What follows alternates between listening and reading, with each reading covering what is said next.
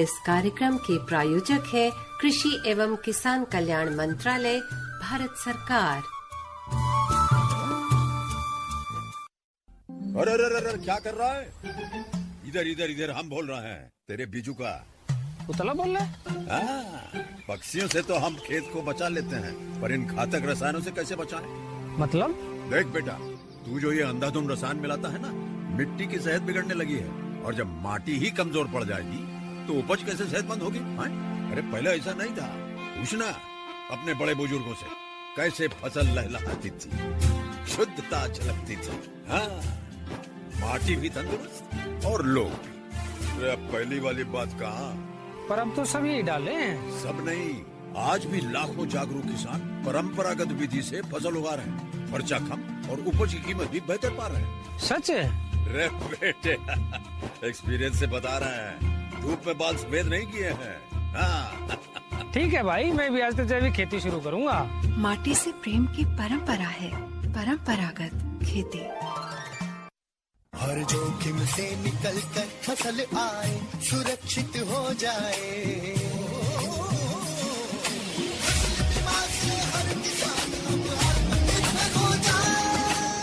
संकट के समय प्रधानमंत्री फसल बीमा योजना किसानों के लिए वरदान है।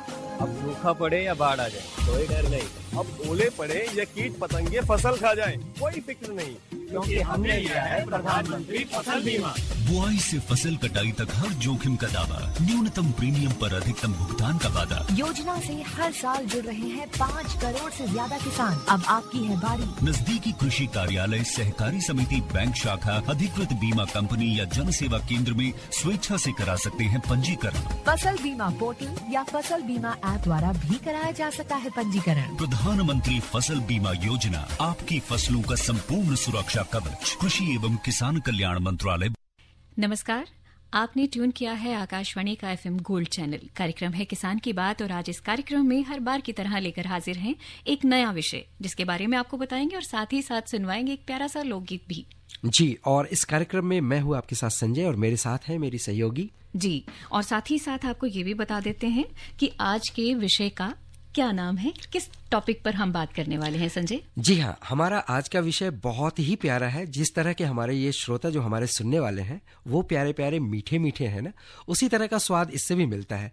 चलिए बता ही देते हैं क्या है आज का विषय। आज का विषय है मधुमक्खी पालन में रोजगार। जी, और वैसे तो हम जानते ही हैं कि शहद का अपने आप में ही क्या महत्व है संजय, कितना गुणवत्ता से भरा हुआ, कितना कहते हैं कि सेहत का खजाना भी इसे कहा जा सकता है। लेकिन साथ ही साथ अगर इसके साथ रोजगार शब्द भी जुड़ जाता है तो फिर अपने आप में सोने पे सुहागा जैसी बात है। बिल्कुल सही बात कही आपने। खाने में हम इसका उपयोग तो करते ही हैं, साथ ही साथ हमारे देश के कई ऐसे किसान हैं या कई ऐसे किसान होंगे भी जो ये चाहते होंगे कि मैं इस रोजगार में जाऊं और ये जीविकोपार्जन का एक बहुत ही अच्छा साधन बन सकता है। किस तरीके से ये हमारे लिए फायदेमंद है, रोजगार किस तरीके से हमें मिल सकता है, इसके बारे में हमारे जो खास विशेषज्ञ हैं आज के, उन्होंने हमें जानकारी दी है। यदि आप कोई नया व्यवसाय शुरू करना चाहते हैं और अगर आपके पास पैसे की कमी है तो बहुत से ऐसे भी व्यवसाय हैं जो आप कम लागत में शुरू कर सकते हैं। उसके लिए आपको ज्यादा पढ़ा लिखा होना जरूरी नहीं है, उसके लिए ज्यादा एरिया की जरूरत नहीं है और निश्चित तौर पे उसके लिए आपको जानकारी की जरूरत होती है। और ये जानकारी हम आपके लिए लेके आते हैं कि किस तरीके से आप कोई नया कार्य शुरू कर सकते हैं। एक ऐसा व्यवसाय है जिसे हम कहते हैं मधुमक्खी पालन। इसके लिए आपको जागरूक होने की जरूरत है और इसको बढ़ावा देने के लिए सरकार भी काफी प्रयास कर रही है। इसकी विस्तार से जानकारी के लिए आज हमारे साथ हैं डॉक्टर मनोज शर्मा जी, जो कि सहायक निदेशक हैं राष्ट्रीय मधुमक्खी पालन बोर्ड, कृषि मंत्रालय, भारत सरकार में। शर्मा जी, कार्यक्रम में आपका स्वागत है। नमस्कार डॉक्टर साहब। सबसे पहले ये जानना चाहूंगा कि जो प्रधानमंत्री जी ने नेशनल हनी मिशन कार्यक्रम की शुरुआत की है, ये क्या है? किसान भाइयों, national bee keeping honey mission यह भारत सरकार की एक योजना है। इस योजना को माननीय प्रधानमंत्री जी द्वारा उनके विजन के अनुरूप जी इसको भारत सरकार के कृषि मंत्रालय द्वारा बनाया गया है। जिस प्रकार से हम पहले हरित क्रांति, ग्रीन रिवोल्यूशन, श्वेत क्रांति, इसी प्रकार से यह मीठी क्रांति जी, जिसको कि हम स्वीट रिवोल्यूशन के नाम से जानते हैं, ये कार्यक्रम भारत सरकार द्वारा स्थापित किया गया।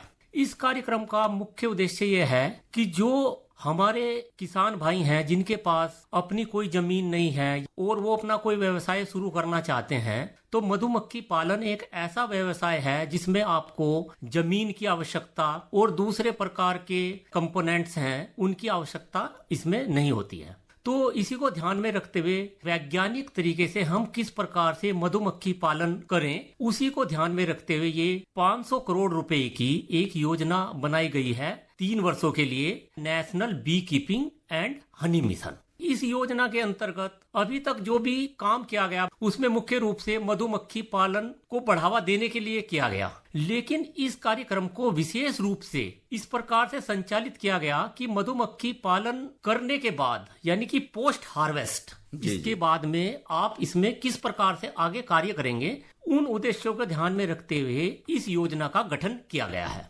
हमने इसमें 3 मुख्य घटक में इस पूरी योजना को बांटा है। Number 1, mini mission 1। Mini mission 1 का जो मुख्य उद्देश्य है उसमें हम किस प्रकार से किसानों को ट्रेनिंग यानी कि कैपेसिटी बिल्डिंग बढ़ावा देने के लिए वैज्ञानिक तरीके से उनको किस प्रकार से प्रशिक्षित किया जाए। दूसरा उसमें मुख्य कंपोनेंट है शहद की गुणवत्ता यानी कि टेस्टिंग कंपोनेंट में ध्यान दिया गया है। इसके साथ साथ जागरूकता, किस प्रकार किसानों में व्यवसाय के प्रति जागरूकता पैदा की जाए, उसके लिए सेमिनार और ट्रेनिंग के प्रोग्राम इस मिनी मिशन 1 के अंतर्गत रखे गए हैं। जो दूसरा मिनी मिशन है इसका, वो शहद के उत्पादन को किस प्रकार से हम प्रोसेसिंग करने के लिए इकाई स्थापित करना, उसकी मार्केटिंग ब्रांडिंग करना, उसको किस प्रकार से हम उसमें वैल्यू एडिशन कर सकते हैं, इस पर मिनी मिशन 2 में फोकस रखा गया है इस स्कीम के अंतर्गत। जो मिनी मिशन 3 है, जो भी हमारे किसान भाइयों की समस्याएं हैं रिसर्च से रिलेटेड है या इसको हम कैसे आगे वैज्ञानिक तरीके से बढ़ाएं, मार्केट से रिलेटेड हो या मधुमक्खी में कोई रोग से संबंधित हो या मधुमक्खी में कैसे शहद का उत्पादन आगे बढ़ा जाए, इसके वैज्ञानिक शोध के लिए मिनी मिशन 3 रखा गया है। जी डॉक्टर साहब, बिल्कुल आपने सही बताया कि अगर हमारे कोई युवा साथी आपकी जो मीठी क्रांति है उससे जुड़ना चाहें तो शुरुआत उन्हें कहाँ से करनी चाहिए? मैं आपको बताना चाहूंगा कि इस मिशन से जुड़ने के लिए क्लस्टर बेस्ड अप्रोच को इस कार्यक्रम में रखा गया है कि किस प्रकार से जो किसान भाई हैं वो एक समूह बनाकर इस कार्यक्रम में राज्य सरकार के माध्यम से जिला स्तर पर जो हमारे जिला उद्यान अधिकारी हैं या जिला कृषि अधिकारी हैं, वो वहाँ पर इसके नोडल ऑफिसर होते हैं, उनके माध्यम से आप अपनी परियोजना वहाँ पर जमा कराइए। उसमें जो भी डॉक्यूमेंट कागज लगेंगे वो आप लगाएंगे। उसके बाद में वो आपकी इस परियोजना को राज्य सरकार में, जो कि आपके सचिवालय में राज्य सरकार के सचिव, उनके माध्यम से यह सरकार भारत सरकार के पास आती है, जिसमें कि नेशनल बी बोर्ड इसको एग्जामिन करता है और उसके माध्यम से इसमें एक सब्सिडी प्रदान करता है। यानी ये तो एक सहायता की बात हो गई कि किस तरीके से राज्य सरकार के साथ मिलकर केंद्र सरकार जो भी हमारे युवा साथी या किसान भाई मधुमक्खी पालन करना चाहते हैं उनके लिए सहयोग की बात हो गई। लेकिन अगर कोई युवा इसको एक 0 स्तर से शुरू करना चाहे तो वो किस तरीके से कर सकता है?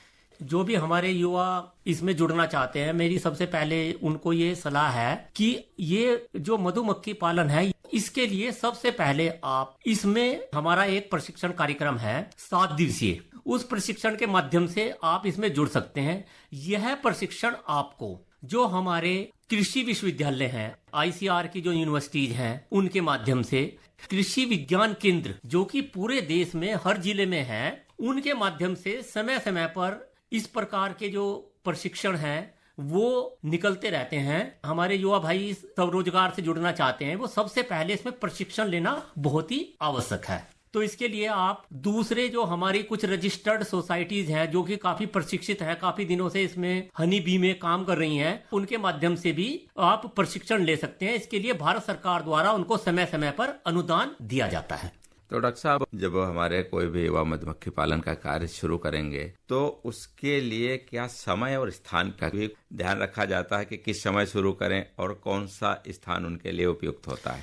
इसके लिए मैं आपको बताना चाहूंगा कि मधुमक्खी पालन में इम्पोर्टेंट है कि वहां पर आप जिस क्षेत्र में भी मधुमक्खी पालन करना चाहते हैं वहां पर फ्लोरा यानी कि फूल की क्या स्थिति है जी। क्योंकि जो भी मधु बनेगा, जो भी शहद उत्पन्न होगा, वो आपके जो भी वहां पर लोकल फ्लोरा बोलते हैं वैज्ञानिक भाषा में, उसके ऊपर बहुत ज्यादा आधारित होता है। सबसे पहले आपको उस स्थान का चयन करना होगा जहां पर कि फल, फूल या दूसरे प्रकार के जो वनस्पति या फसलें होंगी, वहां पर आपको इसको स्टार्ट करना होगा। तो डॉक्टर साहब, जैसे इस समय गर्मी का मौसम है, तो क्या गर्मियों में मधुमक्खी पालन पे कुछ प्रभाव पड़ता है? किस तरीके से हमारे किसान भाई इसको प्रबंधन करें?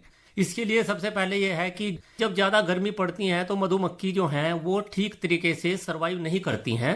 तो उसके लिए जो मधुमक्खी पालक हैं वो अपने मधु के डब्बों को ऐसे स्थान पर ले जाते हैं जहां पर कि तापक्रम कम होता है, और वहां पर उस समय फूल और उससे संबंधित जो वनस्पतियां हैं वहां पर जहां पर अधिक से अधिक होती हैं। तो गर्मी के दौरान जो भी हमारे मधुमक्खी पालक हैं वो अपने बक्सों को एक स्थान से दूसरे स्थान पर माइग्रेट बोलते हैं, जिसको माइग्रेशन करते हैं। और जब वहां पर वो 2 महीने इसका माइग्रेशन का वो पीरियड पूरा हो जाता है, जब तापक्रम थोड़ा इधर कम हो जाता है, तो फिर वो अपने बक्सों को मूल स्थान पर ले आते हैं।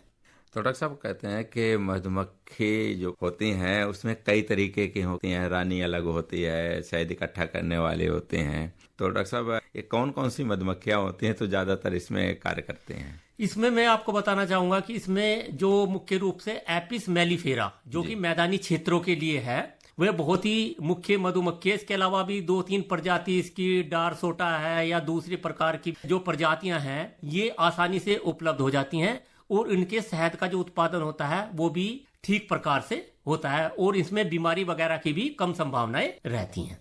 डॉक्टर साहब, आपने शहद का जिक्र किया, इसमें कहते हैं कि शहद होता है, मोम होता है, उसके अलावा कुछ रॉयल जेली वगैरह बताते हैं, उसकी भी मांग विदेशों में ज्यादा रहती है, वो क्या चीज होती है?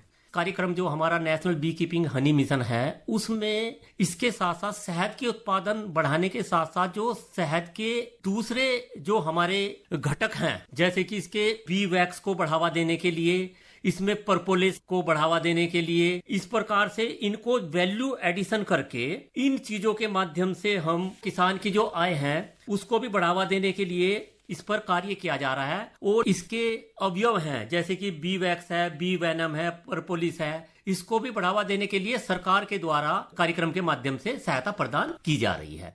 तो इससे भी किसान भाई शहद के उत्पादन के साथ साथ जो ये दूसरे प्रकार के उत्पाद हैं शहद से संबंधित, इसके भी लाभ उठा अपनी आमदनी को और ज्यादा बढ़ा सकते हैं। डॉक्टर साहब कहते हैं जब शहद निकालते हैं तो मधुमक्खी काट लेती है, क्या उसका कोई अच्छा या बुरा प्रभाव होता है? ये ट्रेनिंग इसीलिए दी जाती है कि जो मधुमक्खी से किस प्रकार से आप बर्ताव करें, किस प्रकार से आप उनका रख रखाव कर सके।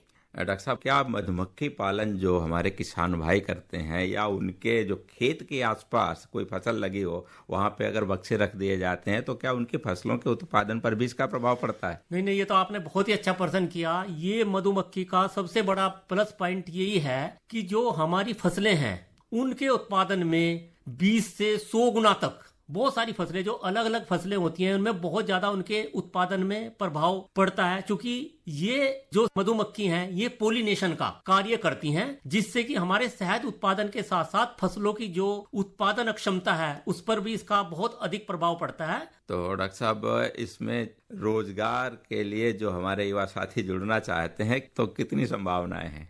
कृषक भाई हैं जिनके पास अपनी जमीन नहीं है, जिनके पास कोई और व्यवसाय नहीं है, तो वे इस कार्यक्रम के माध्यम से मधुमक्खी पालन से जुड़ सकते हैं। इसके लिए मैं थोड़ा सा आपको जो हमारी योजना है उसमें किस प्रकार से हमारे मधुपालक भाई लाभ ले सकते हैं। जो सबसे बड़ी भ्रांति है कि शहद के अंदर जो मिलावट जी, ये एक बहुत बड़ा मुद्दा है जो राष्ट्रीय अंतर्राष्ट्रीय स्तर पर इस पर समय समय पर बहस होती रहती है। इसी को ध्यान में रखते हुए इस कार्यक्रम के माध्यम से पूरे देश में भारत सरकार ने 100 मिनी टेस्टिंग लैब स्थापित करने की, पूरे देश में एक चेन बनाने की योजना इसमें बनाई है, जिसमें हमको काफी सफलता मिल रही है। इसके साथ साथ 5 रीजनल लैब पूरे देश में उत्तर से दक्षिण तक, जिसमें की नेशनल डेयरी डेवलपमेंट जो बोर्ड है दुग्ध का आनंद में, दूसरी भारतीय कृषि अनुसंधान संस्थान पूसा नई दिल्ली में, तीसरी हॉर्टिकल्चर रिसर्च इंस्टीट्यूट है बेंगलोर में, वहां पर लैब है उनकी स्थापना हो चुकी है, और 100 लैब पूरे देश में इसका एक जाल बिछाया जा रहा है। इसके साथ साथ भारत सरकार का जो भी मुख्य फोकस है वो क्लस्टर बेस, यानी जो भी आप उत्पादन करेंगे 1 डिस्ट्रिक्ट 1 प्रोडक्ट, इस प्रकार की अप्रोच है कि आप एक समूह में काम करिए। तो इसके लिए सरकार ने 100 हनी बेस्ड क्लस्टर का पूरे देश में हम लोग निर्माण कर रहे हैं, जिसमें लगभग 50 बन भी चुके हैं। भारत सरकार के अंतर्गत 3 संस्थाएं, जिसमें नेफेड, ट्राइफेड और एनडीडीबी, इनके माध्यम से हम इन समूहों का निर्माण कर रहे हैं। और जो भी किसान भाई इन समूह से जुड़ेंगे उनके शहद को ये लोग खरीदेंगे और उसको प्रोसेसिंग करके मार्केटिंग की भी जिम्मेदारी सरकार ने इन्हीं को दी है। हाल में भारत सरकार ने एक मधु क्रांति पोर्टल, जो कि अभी तक हमारे मधुपालकों का कोई एक कहीं भी संकलित डाटा नहीं था, उसको जनरेट करने के लिए एक भारत सरकार ने बहुत बड़ा इनिशिएटिव लिया है पिछले साल। जो भी मधुमक्खी पालक इससे जुड़ना चाहते हैं वह एक ऑनलाइन पोर्टल है और हमारी जो भी योजनाएं हैं वह सब नेशनल बी बोर्ड की वेबसाइट पर उपलब्ध हैं। तो मेरा सभी से अनुरोध है कि आप एक बार उस वेबसाइट को जरूर पढ़ें, जिससे कि आप कार्य योजना है इसको आप अच्छी प्रकार से समझ सके। जी बिल्कुल, हम तो यही कहेंगे हर युवा साथी को जो भी मधुमक्खी पालन का कार्य करना चाहता है या कर रहा है, किसान भाई जो भी इससे जुड़े हुए हैं, निश्चित तौर पे जो आपका मधुमक्खी पालन बोर्ड का पोर्टल है उस पे देखेंगे और खुद भी उस पे अपनी राय और प्रतिक्रिया जरूर देंगे। डॉक्टर मनोज शर्मा जी, आप कार्यक्रम में आए, बहुत अच्छी जानकारी दी। निश्चित तौर पे हमारे युवा साथी किसान भाई इसका फायदा उठाएंगे। आपका बहुत बहुत धन्यवाद। मधुमक्खी पालन में रोजगार, इस विषय पर आपने हमारे विशेषज्ञ डॉक्टर मनोज कुमार शर्मा, जो निदेशक हैं नेशनल बी बोर्ड नई दिल्ली, उनसे बातचीत कर रहे थे शिवनंदन लाल। प्रधानमंत्री किसान मान धन योजना, मिलेगा पेंशन का सहारा, कृषक ना होगा बेसहारा, जुड़ेगा खुशियों से नाता, कटेगा सुख से बुढ़ापा, सुरक्षित होगा अन्नदाता, सुरक्षित होगा अन्नदाता।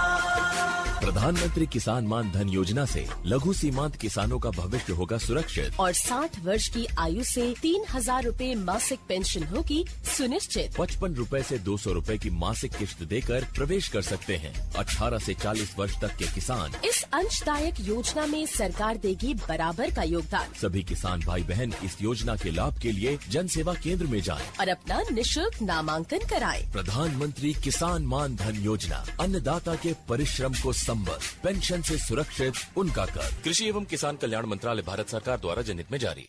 जी हाँ, तो मधुमक्खी पालन में जो हमारे साथी रोजगार करना चाहते हैं उनके लिए बहुत सारी जानकारियां हमने उपलब्ध कराई। और सबसे बड़ी बात यह कि जिनके पास जमीन नहीं है या कम जमीन है वो भी इस रोजगार में शामिल हो सकते हैं। और इसके लिए जो सबसे जरूरी है वो है प्रशिक्षण। जैसा कि हमारे विशेषज्ञ ने भी बताया था कि मधुमक्खी के साथ आपका बर्ताव कैसा होना चाहिए ताकि वो आपको काटे नहीं, किसी तरह का नुकसान ना आपको पहुंचे। तो इसके लिए भी आपको प्रशिक्षण लेने की जरूरत है, क्योंकि अगर आप प्रशिक्षित नहीं होंगे तो शायद उस तरीके से आप मधुमक्खी के साथ व्यवहार नहीं बना पाएंगे, एक दोस्ताना संबंध कायम नहीं कर पाएंगे। बिल्कुल। और साथ ही साथ और बहुत सारी अच्छी अच्छी बातें उन्होंने बताई डॉक्टर साहब ने, कि जैसे आप अगर मधुमक्खी पालन करना चाहते हैं तो ऐसे स्थान का चयन कीजिए जहां आपको ये भी देखना होगा कि फूल कैसे हैं, वहां वनस्पति कैसी है, सब चीजों का ध्यान आपको रखना चाहिए और साफ सफाई का ध्यान भी आपको रखना चाहिए। क्योंकि अगर आप कोई भी काम शुरू करते हैं तो पहले थोड़ी सी जानकारी अगर आप ले लेंगे तो वो काम जो है वो सफलता के शिखर पर जरूर पहुंचेगा और आप भी कामयाब होंगे। और सबसे बड़ी बात क्या है कि पहले ऐसा माना जाता था या ऐसा कहा जाता था कि मधुमक्खी पालन का कार्य जो है वो सिर्फ ग्रामीण क्षेत्र में रहने वाले लोग ही कर सकते हैं, लेकिन अब मुझे लगता है कि ये भी बात जो है ये भी एक मिथ ही है और अब तो सब लोग इसमें शामिल हो रहे हैं। और सबसे बढ़िया बात इसकी ये है कि बहुत ही छोटी सी, जिसको बोलते हैं ना, हम कभी कोई काम करना चाहते हैं तो लगता है कि भाई बहुत सारी चीजों की हमें आवश्यकता होगी और धन जो है वो एक बाधा बन जाता है कभी कभी, लेकिन इसमें ऐसा जी। और इसके लिए सरकार की तरफ से भी कई सारी योजनाएं हैं जिसके मदद से आप इस व्यवसाय में, इस रोजगार में आ सकते हैं। साथ ही सिर्फ शहद की ही प्राप्ति नहीं होती है, बल्कि कई भी और उत्पाद हैं जिनके जरिए आप अच्छी अपनी आर्थिक स्थिति को बढ़िया कर सकते हैं। और हमने शहद की तो बात कर ली, अब मिलेट्स की भी बात कर लेते हैं जरा। अब बिल्कुल कर लेते हैं। आप शहद की बात कर रहे थे तो ऐसा कैसे हो सकता है कि हम शहद के कुछ लाभ ना बताएं। शहद जो है वो अपने आप में खजाना जो है वो सेहत का है, ये तो हम पहले ही बता चुके हैं। एंटीऑक्सीडेंट है, ये भी हम जानते हैं। और साथ ही साथ आप जानते हैं कि अगर आप डायबिटिक हैं तो आपके लिए शहद जो है वो रामबन का काम करता है। रोग प्रतिरोधक जो क्षमता है हमारे शरीर की उसको भी बढ़ाता है। हृदय जो है उसको स्वस्थ बनाए रखता है। मिलेट्स के साथ भी यही है, अगर आप उसका भी इस्तेमाल करते हैं तो उससे भी बहुत सारे लाभ हैं आपको। स्वास्थ्य के दृष्टिकोण से ये बहुत ही अच्छा है और तभी सरकार मिलेट्स के इस्तेमाल पर जोर दे रही है। जी। श्री अन्न की खेती खुशियां है देती।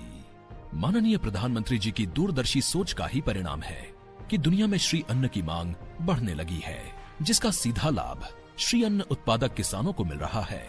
भारत में मिलेट्स के अनेक प्रकार हैं, अनेक नाम है।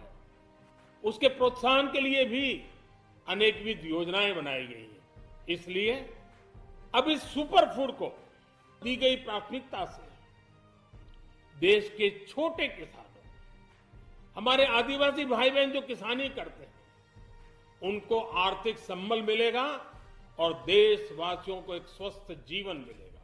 माननीय प्रधानमंत्री नरेंद्र मोदी जी के नेतृत्व में सरकार द्वारा किए गए प्रयासों का परिणाम है कि आज देश के किसान श्री अन्न की खेती के लिए न सिर्फ प्रोत्साहित हुए हैं, बल्कि उन्होंने सफलता की नई कहानियां रचनी भी शुरू कर दी हैं।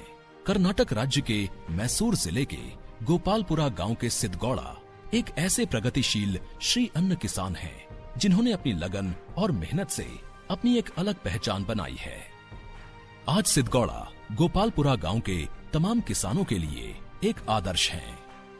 सिद्धगौड़ा ने इंटीग्रेटेड फार्मिंग सिस्टम को अपनाकर वर्ष 2020-21 में अपनी आय दोगुनी की है।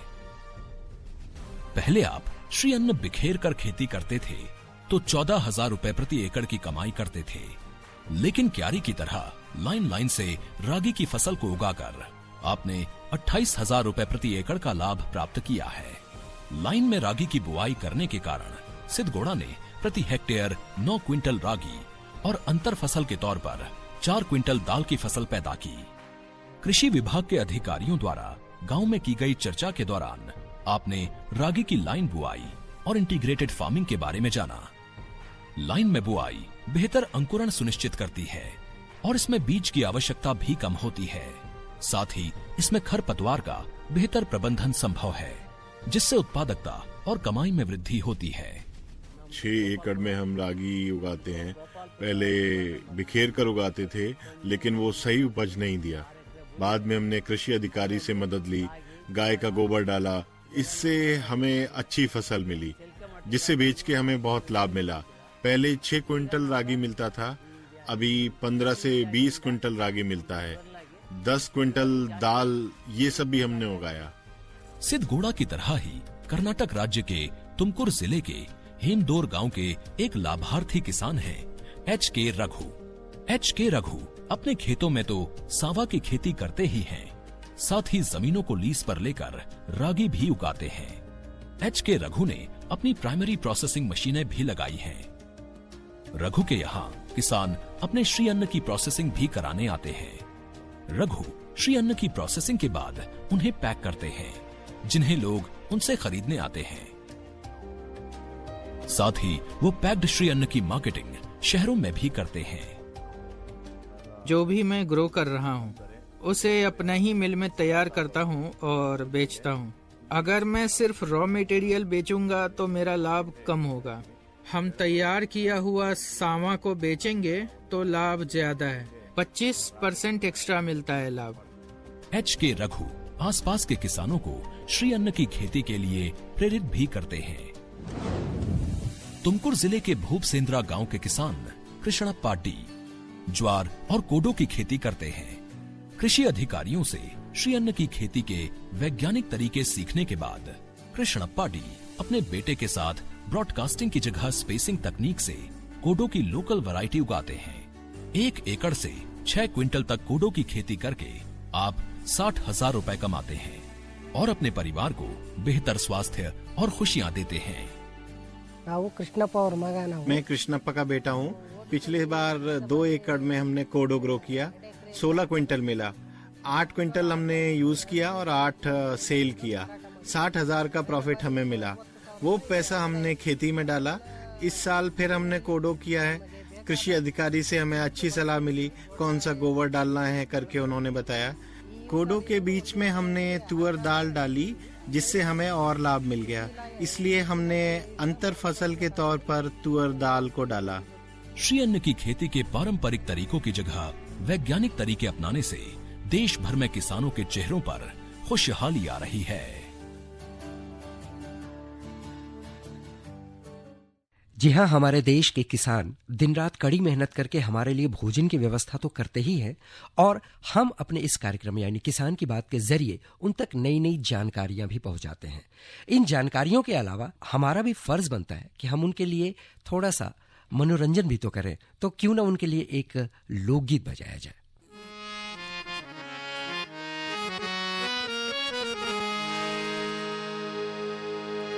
मंगाए दो लहंगा गोटेदार पिया, मैं झूलन जाऊंगी। मंगाए दो लहंगा गोटेदार पिया, मैं झूलन जाऊंगी। मंगाए दो लहंगा गोटेदार पिया, मैं झूलन जाऊंगी।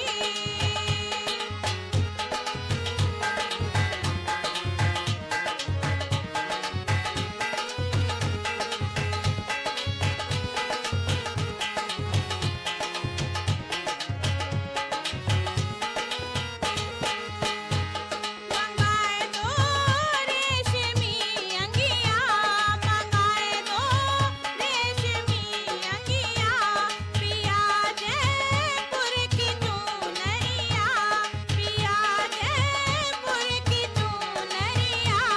मान लो बात मेरी भरतार पिया, मैं झूलन जाऊंगी। मान लो बात मेरी भरतार पिया, मैं झूलन जाऊंगी। मंगाए दो लहंगा गोटेदार पिया, मैं झूलन